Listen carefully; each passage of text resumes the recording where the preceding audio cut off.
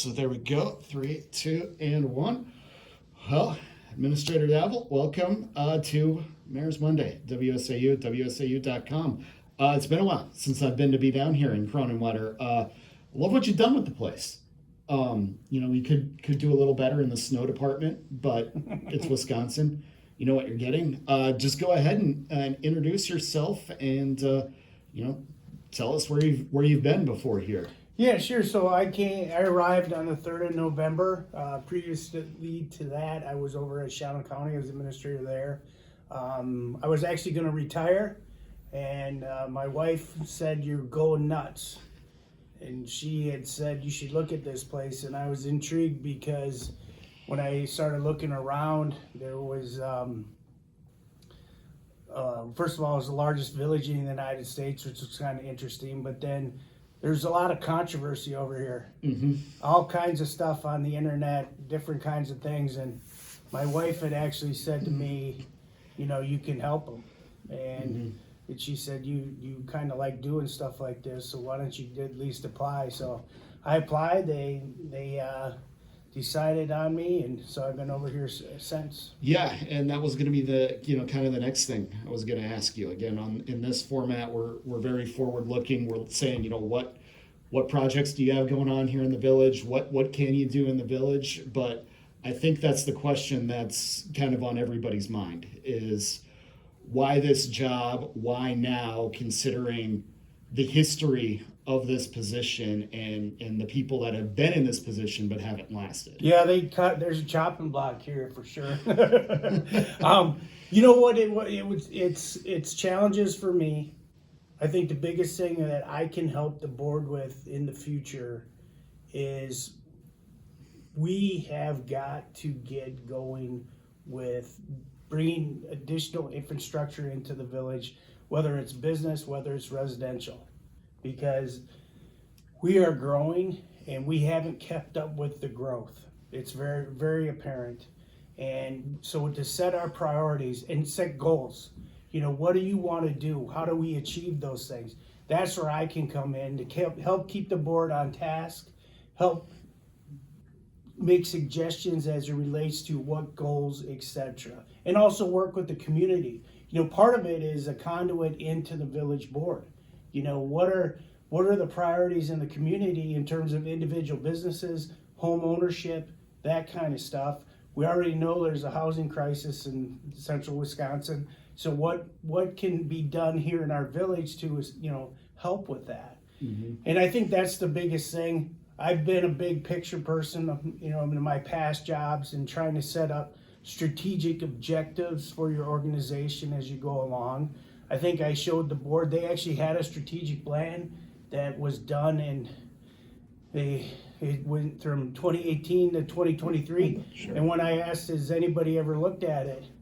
They said, well, no, not really. And I think if we're going to spend the time to write some stuff, maybe we should kind of do some stuff. No and that's kidding. The biggest thing.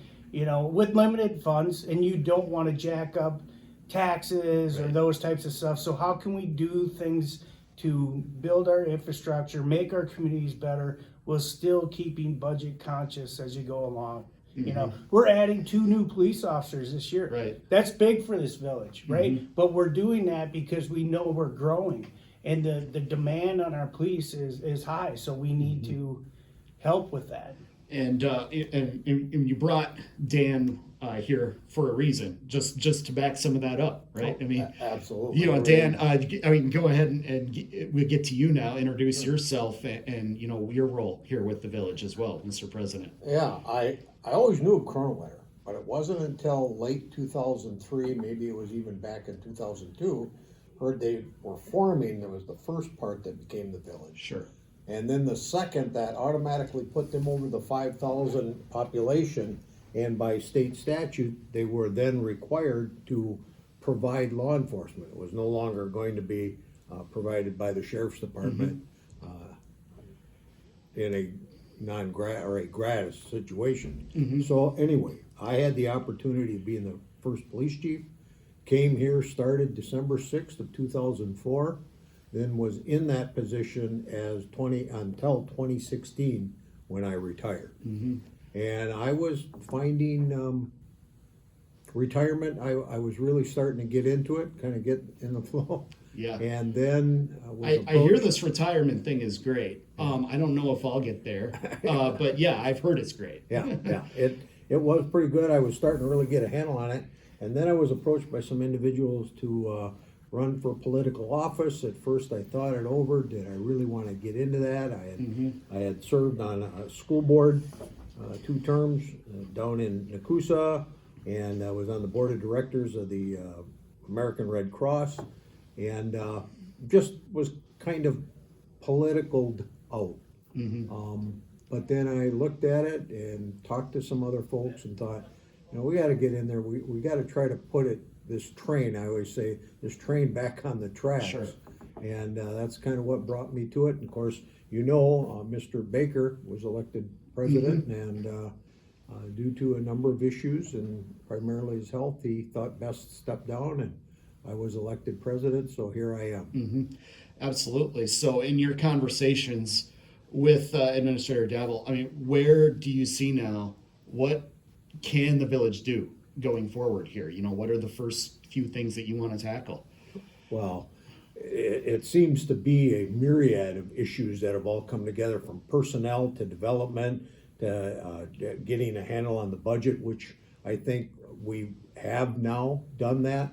But again, these issues seem to work, and it's good working with Jim that because of his background and his experience, he's able to address a number of issues very quickly, very efficiently, and it makes me, as a part-time president, while we communicate just about every day about a myriad, but I'm thinking where like to tell people, we're right on the cusp of moving this village, I think, at least from a business standpoint.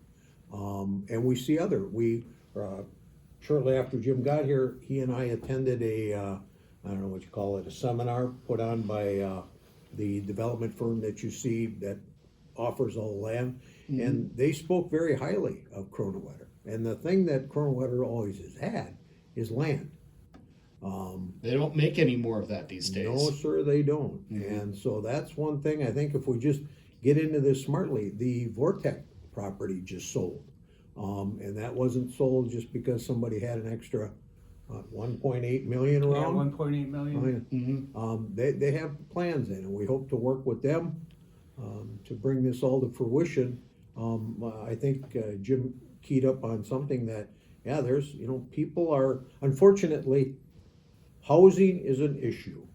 But again, when you put in housing developments, you have people, and people demand services. Hence, we go back around on the infrastructure issue, water, sewer, that area of the village that has that. So there's many, many things that we're looking at and trying to deal with, and as efficient a manner as we can. Exactly. We always joke in this format about the speed of government. Obviously, nothing gets done quickly. I'm just now getting my Chick-fil-A that I've called for so long from so many of you leaders in central Wisconsin. I've been clamoring for that for about 4 or 5 years now. So given that, what can you accomplish right now, say even in the next year to 18 months in the village? Well, I think some of it is to do the homework. So we have some TIDs to do the homework to get the businesses or residential or really businesses into these TIDs. And there's a lot of homework that goes behind that, the paperwork, etc. You're not just going to plop a business in there overnight, right? But you also have to. We can only control. We mentioned earlier about the perception of Kronenwetter, and it's not been good. The board that can be done quickly. We can change our attitude. We can change our positive outlook on things, right? So businesses want to deal with us, want to come into the community, right? If you're always hearing negative news or fake news, right? We are going to, annex Rochelle. It's kind of like the Greenland plan. But, those are the kinds of things. You want to have a positive village board that is willing to work with businesses, willing to work with residents for the benefit of all in moving forward. So I think a lot of that is fairly easy to do in some cases.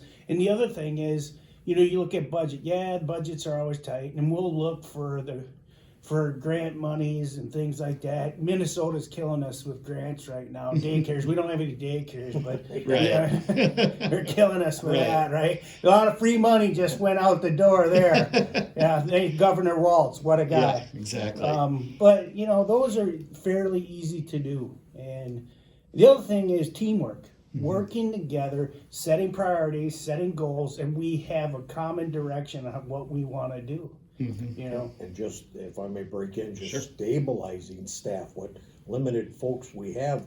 Jim, I think, has been a big part of bringing that together and letting the folks know, hey, we're demanding of you, and rightfully so, but at the same time, we're behind you. You know, do your job, and with that, and the thing I've always heard is that Kronenwetter, I basically envision so many times shoots itself in the foot. You know, they demand these developers at times, and I don't blame them. Will throw up their hands and say, hey, we're just done working. When I think we get caught up in the minutia, and we just got to get everybody to step back. Speaking from the board standpoint, I feel we have a board that's poised to agree with that frame of mind and looking forward. What do we want to see for the village? So. And again, I'm sitting here with a couple of military gentlemen here. So first off, thank both of you for your service to this country. As you know, the people can't see right now because I don't put myself on camera for purpose. I'm wearing a soccer jersey. I'm a sports guy, soccer being one of the chief among them. The great thing that any coach will tell you is you're putting your player out there. You're going to handle your job, go forward, and don't worry about the job of the next person over there. If you're a central midfielder, don't worry about what your defenders are doing, but always be ready to pick up the slack in the event that somebody trips over a bootlace, somebody, you know, trips over something else on the field, something doesn't go to plan. Know that the people around you are going to have your back, and make sure you do your job to the best of your ability. I mean, that's what I'm hearing when you're talking about staff like that. yeah, I mean, and we're so small that really everybody here that's hired has to do their job. And like I mentioned earlier, when we have somebody leave, it's a huge impact because number one, it's hard to find people nowadays. People move a lot more in terms of jobs than when I was a youngster. Right, you kind of stayed and you got the retirement. The younger generation is more interested in time off and then pay. Right. Right, time off and pay. Well, when we grew up, it was more about you got a good job, you got a good retirement, you stayed on track, you know, you worked there were some loyalties, etc. But and you know the difference in generations, we're more mobile now. You know, a lot of people when I was a kid never left the hometown. Now people are you're talking about going to Africa for the World Cup. Big money in radio. Holy cow. You could do a grant for us maybe. Right? The first Kronenwetter, radio grant. I think that would be a good thing. Collaboration. Exactly. Yeah. Exactly. Take a risk on a community. Well, I'll get you in contact with your people on that. Yeah, I'll get my people on that. Exactly. I mean, yeah, you said it right there. I've lived in 3 states. You know, I've put down roots here in Wisconsin for the last 7 years, but I lived in Minnesota. Don't blame Tim Walz on me. That was he was still in the state assembly when I was living in Minnesota, and I've lived in South Dakota too. But I came here and now I've put down roots and made a commitment to this area. That, like you said, that doesn't always happen. So yeah, and I think the other thing is, we have quite a few employees that travel to get here. And I think that has gone in to the disconnect before with the board and the staff and the turnover, not only in the board, but the staff. And I think we got it stabilized, to really have consistency in our systems and our processes as we go forward. I think we're heading down that road. Sure. A different feel here. I see a lot more smiles than I used to when I come here. Really, and that is important. Like I said, Jim here understands is we're trained. You build your team. You don't just go into command and start kicking over end tables and making life miserable for everybody. If you do, you're probably going to be a short-term commander. I had 3 successful commands.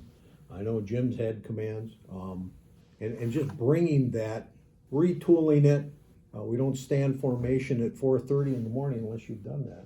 No, But Exactly. but we are running weekly. yeah, there you go. And that's gone a long way. Absolutely. Well, gentlemen, again, appreciate the time. Glad to be able to connect with you down here. And again, look forward to seeing where things go from here for the Sounds Village of good. Kronenwetter. Good luck with your tickets. Absolutely. Yeah, have a Thank good you. time. All right.